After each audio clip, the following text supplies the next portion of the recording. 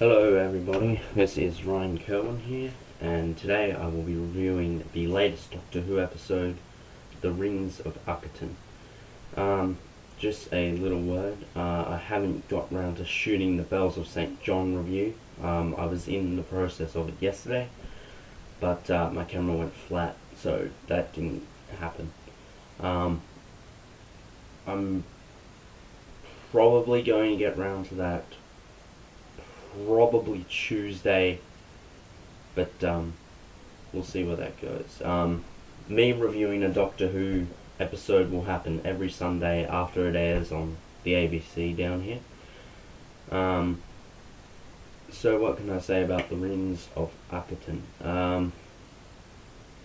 It's not a bad episode, actually. I didn't think it was going to be that good. Really, the only thing that I thought of this episode, I heard a rumour on the internet that the god, the alien picture that had been going around the internet was a draconian. Someone said, oh, this could be a draconian. I'm like, that could work, but it's probably not going to be. But it wasn't a draconian, as I thought it wouldn't be. But it is a good episode.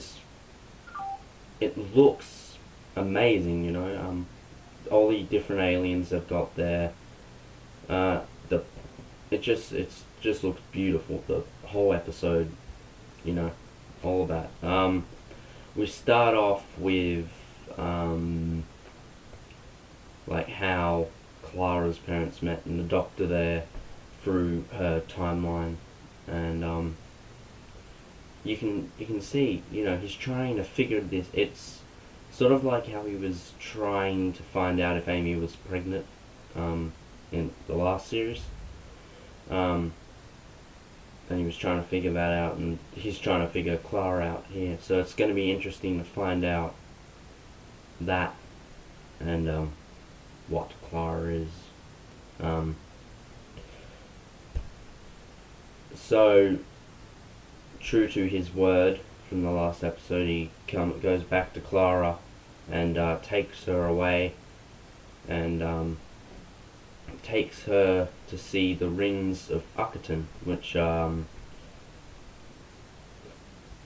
think it was 7 sort of different alien species or something. I wasn't really. I was just in awe at the spectacle of it, but they believed that they were the first in the universe, and it's all around like a massive sun. And so he takes her to a market, and at this market you don't pay in money, you pay with personal objects, and the more personal it is, the more valuable.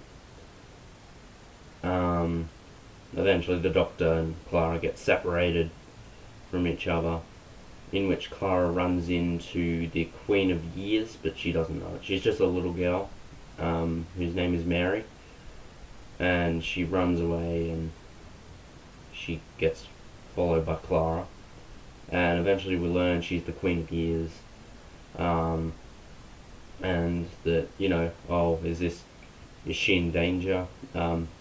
She's just, she has to sing a song to keep the god peaceful, and yeah, so Clara says it's going to be okay, you won't mess it up, and yeah, then at the ceremony, because she's being followed by 2 guys, and they're wildly insignificant, but yeah, they take her to the ceremony, and she starts the song, and there's a guy over on the pyramid of Akhaten, which is another rock that's sort of floating, because the Rings of Akhaten is like a bunch of asteroids or planets. I can't remember. I don't know if the massive thing in the center was a sun or a planet. I can't remember. But yeah, so, and then she stuffs it up, and get sucked into the pyramid, and you have the sleeping god. And the Doctor and Clara buy a moped, and using Clara's ring that her mum gave her, and they fly to there, and they have this whole thing about opening the door. Eventually, the Doctor gets it open with his screwdriver, but I forgot the term that they used for it, but yeah, and it was really heavy, so the Doctor couldn't keep it up for very long. So he locks them in the room because he has to dive in, and because Mary will refuse to leave. Silly little girl. No. But so basically, they've locked themselves in there, and the man, because there's a man in the pyramid who's sinning to keep the god asleep, and he just basically teleports or disintegrates himself after the Doctor says the song is over. And then the god gets angry and starts trying to break his way out of the box, the little glass box that he's in. So yeah, he tries to get out, and he's breaking the glass. Then these weird, they appeared earlier when they were trying to find Mary, and I don't think they were named, but I'm gonna just call them Techno Silence because that's what they look like. They look like the Silence if someone said, okay, let's build a robot version of the Silence. I'm not complaining. They're very, their voices are very creepy. Basically, they blast the Doctor and Clara and take take Mary, to the god, and the Doctor he tells Clara, I don't know what the point of this was, but he tells Clara, run over and get his sonic screwdriver, when literally he is closer to it. So he sonics, and they try to shoot him, but he's sonicking the blasts back with the screwdriver, and Mary sings a song to open a door, and Clara and Mary escape while the Doctor is holding them back, and then the Doctor runs out with them, and door closes. No, the door doesn't close, sorry. I don't know what I'm saying. The god escapes, or he bursts out of the glass, and then the blue beam just goes around him, very faint, blue light or whatever, and then a beam just shoots to the star planet. I forget what it is. I'm gonna call it a sun. I think that's what a planet. I'll call it a planet. It's probably more accurate. I recall them saying planet. I'm pretty sure, but yeah, I can't remember what it was. Then it turns out that the god wasn't in fact the god. The Doctor refers it as the god's alarm clock, and the planet is the god, basically, and it will eat everyone's soul and all of that business. And so that will happen, apparently. And then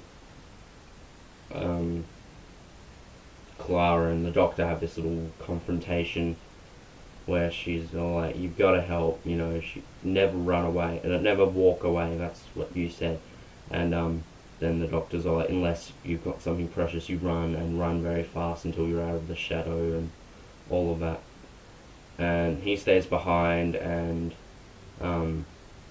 confronts the god as Clara and Mary fly away, and they're back to the ceremony grounds where everyone is still sitting there because they were in a massive audience.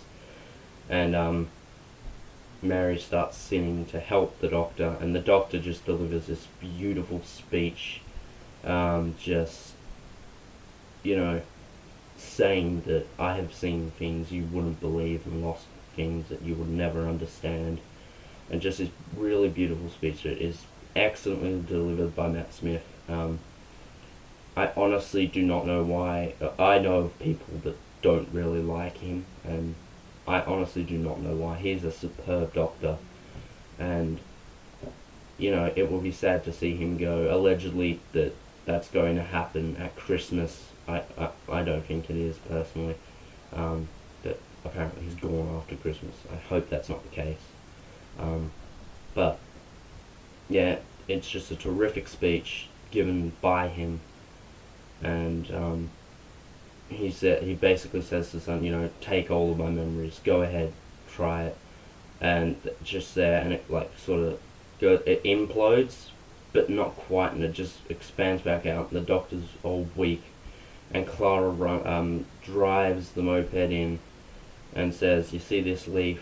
This is the most important leaf in human history." Because when at the start of the episode we see Clara's dad, and he's just walking along, and it's really windy, and a leaf blows in his face, and he staggers onto the road, and Clara's mum pulls him back, and later on he says, "This leaf is the most important leaf in human history because blah blah blah." He just goes on with all this technical stuff that I'm not going to get into, and that if it weren't for all that he wouldn't have met her, and all of that. So it's all hunky-dory. The doctor's all like, "Oh, your appetite is full," and delivers this other speech that isn't quite as powerful, but it's a very good speech.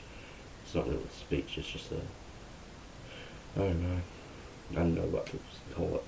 But then Clara, all of that. They go back, Clara and the doctor go back to the same day that she left, and she says, "I know you were at my mum's funeral," which was also shown in Clara's timeline. "You were at my mum's funeral," and he's like, "You remind me of someone who died," and she's like, "I'm fine traveling with you, but I'm not gonna be a reminder of a ghost," basically. So he obviously doesn't want to tell her that what she doesn't know, and so yeah. And there is also a reference to Susan. He's like, "I haven't been here in ages," and Clara's all like, "You were here before?" And he's like, "Yes, I took my granddaughter," and during that exact bit I'm just like, ah, and they didn't need to throw that in, but they did, and that was pretty good of that. So what do I think of this episode overall? It's really, really good. Not the best. I don't know. I can't floor it. It was just not overly interesting, the plot. But it's visually stunning. So I give it a 8 out of 10.